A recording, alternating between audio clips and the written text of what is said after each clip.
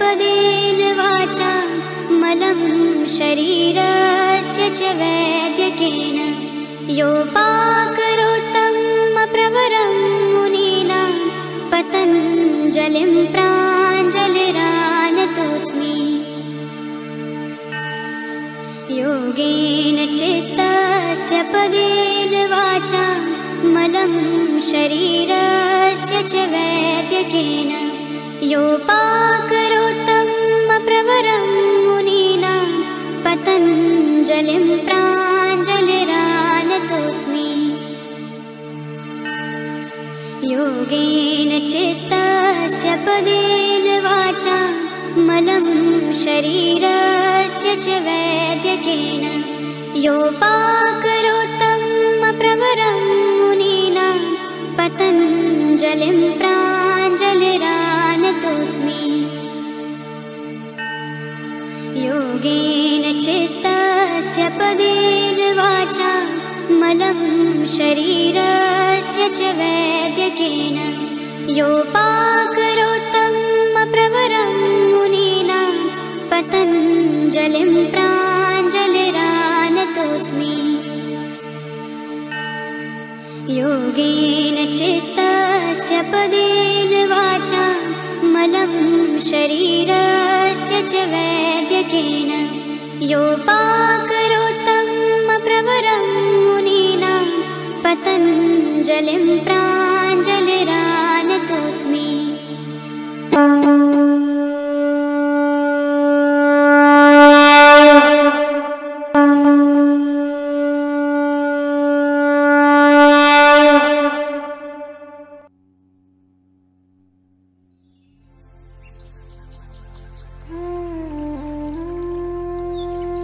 वाक्यकारं वररुचिं भाष्यकारं पतञ्जलिं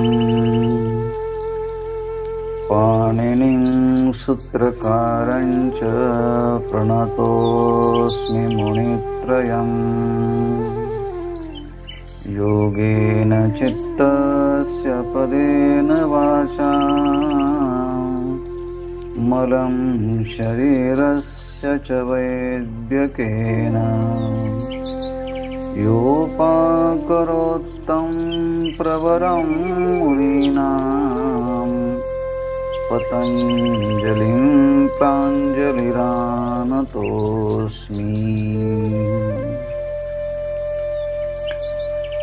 बहिर्कल्पिता वृत्तिर्महाविधेया ततः प्रकाशावरणक्षयः।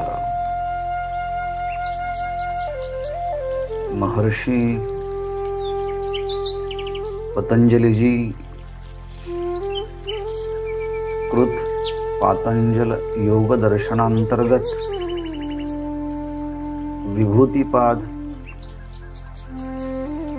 विभूतिपादांतर्गत वेगवेगळ्या प्रकारची सिद्धींचं वर्णन, त्यापैकी ज्ञानसिद्धी आणि क्रियासिद्धी, ज्ञानसिद्धींचं वर्णन झाल्यानंतर क्रियासिद्धींचं वर्णन प्रस्तुतच्या काही सूत्रांच्या मधनं चाललेलं आहे। त्यापैकी हे एक महाविदेया धारणा नावाची जी सिद्धी आहे, ती महाविदेया धारणा या सिद्धीचं स्वरूप प्रस्तुतच्या सूत्रामध्ये स्पष्ट करत आहेत।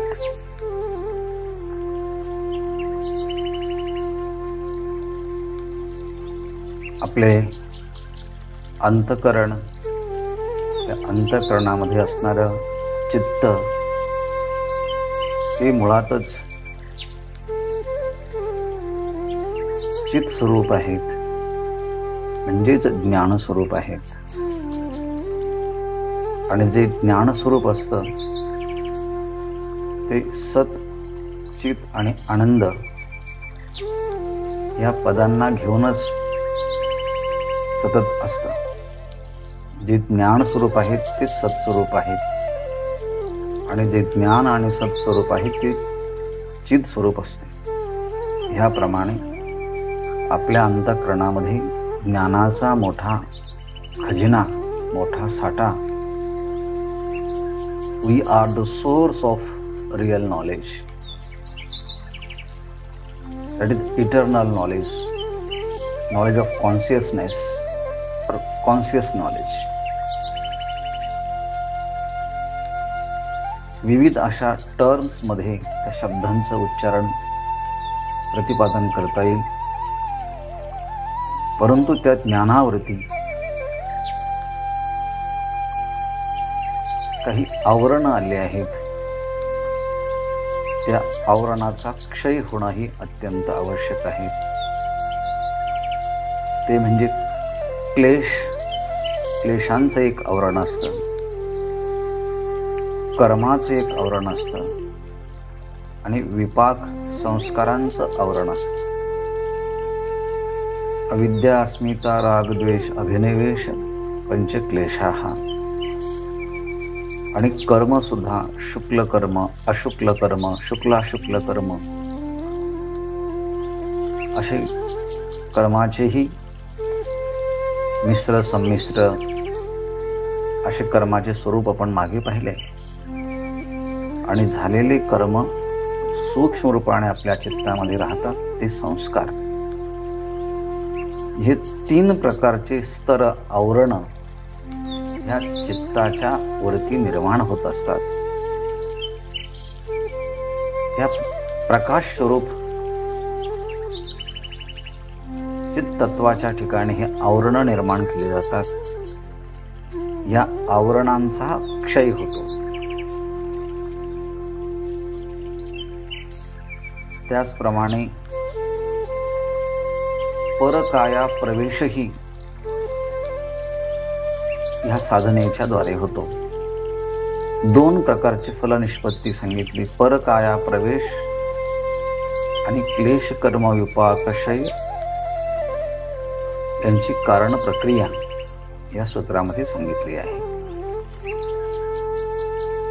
यातली परिभाषा करण्याकरता थोडी अबोध जरी असेल तरी स्पष्टीकरणाने लक्ष देण्यासारखी आहे. ती म्हणजे बहिकल्पिता वृत्तिर्महाविधेया ततः प्रकाशावरणक्षयः. त्यातील प्रकाश आवरणक्षयः या पदाचं विश्लेषण केलं आहे. चित्तामध्ये जो प्रकाश म्हणजे ज्ञान आहे, त्या ज्ञानाच्या वरती क्लेश कर्म आणि विपाक यांचं जे आवरण आहे त्या आवरणाचा क्षय होतो. कशामुळे? तर महाविधीय धारणा. धारणा, ध्यान आणि समाधी त्रयम एकत्र संयम असं आपण म्हणतो. आणि धारणेची व्याख्या करताना देहबंध चित्तश्च धारणा, अर्थात देशबंध चित्तश्च धारणा. आपल्याला देहामध्ये विशिष्ट जागीच्या चित्ताला स्थिर करणं, बांधून ठेवणं, देशबंध चित्तस्य धारणा. आपल्या शरीराच्या अंतर्गत जे षडचक्र आहे त्या कोणत्याही एका चक्रावरती लक्ष केंद्रित करून त्याला विकसित करण्याची प्रक्रिया ही कुंडलिनी शक्तीच्या माध्यमातून होत असते. ही धारणा शक्तीच त्यामध्ये प्रमुख कार्यरूपाने भूमिका निभवत असते. पण ही धारणा शरीराच्या आतमध्ये जशी केली जाते तशी शरीराच्या बाहेरही केली जाते. प्रस्तुतच्या सूत्रामध्ये धारणा ही शरीराच्या बाहेर सांगितली आहे. म्हणून बहिकल्पिता, बही म्हणजे शरीराच्या बाहेर, पण कशी आहे ही? अकल्पिता. अकल्पिता म्हणजे शरीर निरपेक्ष, शरीर आणि अहंकाराशी संबंध रहित होऊन जी वृत्ती बाह्य आलंबनाच्या ठिकाणी स्थिर राहते त्या वृत्तीला अकल्पिता महाविधेया वृत्ती असं म्हणतात, धारणा असं म्हणतात. आणि त्याच्याद्वारेच प्रकाश ज्ञान स्वरूपाचं जे तत्व आहे त्यावरती आलेलं क्लेश, कर्म आणि आशय यांचं आवरण दूर होतं. यावरती भाष्य पाहिल्यानंतर हे सूत्र आपल्याला आणखी सहज ध्यानी येईल. म्हणजे व्यास भाष्यांच्या आधाराने त्या श्लोकाचं विश्लेषण करण्याचा अल्पसा प्रयत्न आहे. धारणा ही जी सांगितली आहे शरीराच्या बाहेर, शरीरात बही मनसा वृत्ती लाभः विधेय नाम धारणा. सा यदि शरीर प्रतिष्ठस्य मनसः बही वृत्ती मात्रेन भवति सहा कल्पिता इति उच्यते. याचा अर्थ असा होतो, शरीरात बही आपल्या शरीराच्या बाहेर मनसा वृत्ती लाभः, शरीराच्या बाहेर आपले मन बाह्य एखाद्या पदार्थाच्या ठिकाणी स्थापित केले असताना, तिथेच आलंबन त्या वस्तूवर धारणा केली असताना जे मन शरीराच्या बाहेर जाऊन बाह्य आलंबनात्मक पदार्थाच्या ठिकाणी स्थिर होतं त्याला विधेया नाम धारणा, त्याला विधेया नामना विधेय धारणा असं म्हणतात. त्याचं कारण देहाच्या बाहेर जाऊन मन एका आलंबनाच्या ठिकाणी स्थिर झालं म्हणून विधेय धारणा. त्यामध्ये दोन प्रकार आहेत, एक कल्पिता आणि एक अकल्पिता. तर कल्पिता कशाला म्हणायचं? धारणा दोन प्रकारची, कल्पिता धारणा आणि अकल्पिता धारणा.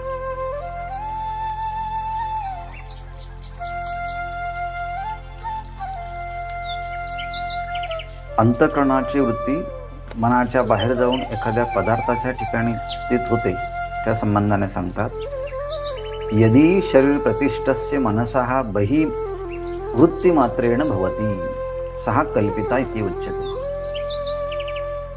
आपलं मन शरीराच्या बाहेर असणाऱ्या एखाद्या पदार्थावरती ठेवलाय, तिथे ते मन स्थिर झालं आहे, पण बाहेर फक्त वृत्ती मात्र आहे, पण आतून मात्र चित्त त्या वृत्तीचं संचलन करत आहे. म्हणजे रिमोट कंट्रोल चित्त आहे आणि वृत्ती फक्त त्या बाह्य पदार्थाच्या ठिकाणी स्थित आहे. अशी जेव्हा स्थिती असते त्या स्थितीला बाह्य कल्पिता वृत्ती मात्रेण भवती सहा कल्पिता इति उच्यते. तेव्हा त्या कल्पिता धारणा असं म्हणतात. महाविधेया कल्पिता धारणा ती सुद्धा देहाच्या बाहेरच असते, पण आतून शरीर आणि मनाच्या संकल्पनेवरून संकल्पाच्या आधाराने ती वृत्ती काम करते. याला कल्पिता धारणा असं म्हणतात. त्याचा विकसित रूप असा आहे, या तु शरीर निरपेक्षा बहिर्भूतस्य एव मनसः बहिएव वृत्ती सा खलु अकल्पिता. पण आता शरीराच्या बाहेर एखाद्या पदार्थाच्या आकारावरती ती वृत्ती स्थिर केली आणि त्या ठिकाणी ती वृत्ती त्या पदार्थाच्या आकाराकार झाली, त्या पदार्थाशी तादात्म्य धारण केलं. त्याला अस्मिता अनुगत संप्रज्ञात समाधी असं म्हटलं आहे. ती वस्तू मीच आहे अशा स्वरूपाचा जर विचार केला तर ती वृत्ती जेव्हा बाह्य पदार्थाच्या ठिकाणी पूर्णपणे एकरूप तदाकार होऊन जाते तेव्हा त्या वृत्तीचा मनाशी आणि शरीराशी संबंध राहत नाही, संबंध विच्छेद होतो. ती वृत्ती पूर्णपणे तदाकार होते. तेव्हा त्या वृत्तीला शरीर निरपेक्ष बहिर्वृत्ती मनसा बही कल्पिता, तेव्हा त्या वृत्तीला सैव अकल्पिता, तेव्हा त्या वृत्तीला अकल्पिता वृत्ती म्हणायचं. थोडक्यामध्ये बाह्य वृत्ती जेव्हा जाते, त्या वृत्तीशी जेव्हा मन आणि शरीराचा संबंध नसतो, पूर्णपणे तदाकार होते, ती अकल्पिता वृत्ती. आणि शरीराच्या बाहेर जाऊन एखाद्या पदार्थाच्या ठिकाणी स्थिर होते, पण त्या वृत्तीच्या ठिकाणचं संचलन आतून चित्ताच्या द्वारे होतं, ती कल्पिता वृत्ती. दोन्हीही बाहेरच आहेत, पण आता जी शरीर संबंध नसताना बाह्य पदार्थाच्या आकाराकार होते, ती अकल्पिता महाविधेयाम साधयंती. आणि मग कल्पिता वृत्ती जी आहे ती साधन आहे, आणि महाविधेयाम अकल्पिताम अशी जी वृत्ती आहे ती साध्य आहे, ती फलात्मक वृत्ती आहे. एक आहे साधन, दुसरं आहे फल. याने काय होतं, या योगिना परशरीराने आविशंती. ह्या योगाच्या प्रचंड आणि सातत्याने होत असलेल्या तो दीर्घकाळ नैरंतर्य अभ्यासामुळे तो बाहेरच्या शरीराच्या मध्ये तदाकार होऊन त्या शरीरामध्ये प्रवेश करू शकतो. असं परकाय प्रवेश ही सिद्धी सुद्धा या साधनांच्या द्वारे प्राप्त होते. या सिद्धीचा स्वतंत्र विचार अगोदर येऊन गेलेला आहे. आणखी काय होतं, तत धारणात, त्या महादेह वृत्तीच्या ठिकाणी धारणा केली असताना प्रकाशात मनः, प्रकाश स्वरूप असणार बुद्धिसत्वस्य, ही बुद्धिसत्व सत्वगुणात्मक जी बुद्धी आहे, त्या बुद्धीच्या ठिकाणी रजगुण आणि तमगुणात्मक क्लेश कर्म आणि विपाक आहेत. त्या क्लेश कर्म विपाक यांचा पूर्णपणे, याला आवरण असं म्हणतात, ह्या आवरणांचा पूर्णपणे जेव्हा क्षय होऊन जातो आणि स्वच्छ मी परमात्माच आहे अशा स्वरूपाचा बोध होतो. अर्थात ह्या चैतन्य तत्वाचा बोध होणं, आवरणाचा क्षय होणं आणि परकाया प्रवेश होणं, या तिन्ही गोष्टी चित्ताची बाह्य प्रदेशामध्ये धारणा केली असताना, तिथे चित्त स्थिर झालं असताना, पहिल्यांदा महाविधेया कल्पिता वृत्ती आणि त्याचा अभ्यास परिपाक म्हणून महाविधेया अकल्पिता वृत्ती, म्हणजे देहाच्या बाहेर वृत्ती गेलेली आहेत, पदार्थाच्या पूर्ण आकार झाले आहेत आणि मूळ चित्ताशी देहाशी आता संबंध राहिला नाही, अशी जेव्हा वृत्तीची स्थिती असते, त्या स्थितीला महाविधेया अकल्पिता वृत्ती असं म्हणतात. आणि याचा सातत्याने अभ्यास केला की मग क्लेश कर्म विपाक अशा या आवरणांचा क्षय होतो आणि परकाया प्रवेश करण्याची एक सामर्थ्य शक्ती सिद्धी त्या साधकाला प्राप्त होते. ह्या सूत्रावरती वेगवेगळ्या भाष्यकारांनी वेगवेगळ्या पद्धतीने विश्लेषण केलेलं आहे. म्हणून अभ्यास करणाऱ्या अभ्यासकांनी वेळ असेल तर मुद्दामच या संबंधाचा विचार मुळातून पाहून घ्यावा, अन्यथा झालेले विश्लेषण समाधानकारक आहेत म्हणून त्याचं चिंतन करा. ओम पूर्णमदः पूर्णमिदं पूर्णात् पूर्णमुदच्यते पूर्णस्य पूर्णमादाय पूर्णमेवावशिष्यते. ओम शांति शांति शांति.